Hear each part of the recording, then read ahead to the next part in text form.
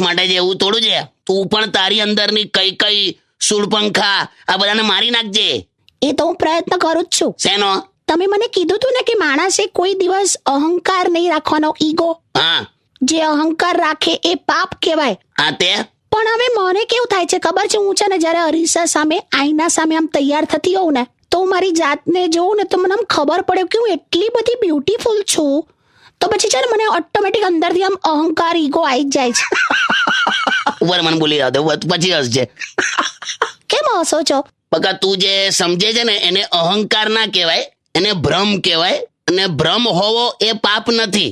બહુ સારું, તમે સુધરો. રાવણ મને રાવણ કે છે, આ વાંધો નહીં. તને ખબર છે જોધપુરમાં છે ને રાવણનું મંદિર છે? ના હોય. ખરેખર, કેમ કે મંદોદરી જોધપુરની હતી એટલે આ લોકો છે ને રાવણને જમાઈ સમજે છે. ખરેખર? તારે બાકી બધી જ જગ્યાએ જમાઈને રાવણ સમજવામાં આવે. ઓ મારા પપ્પા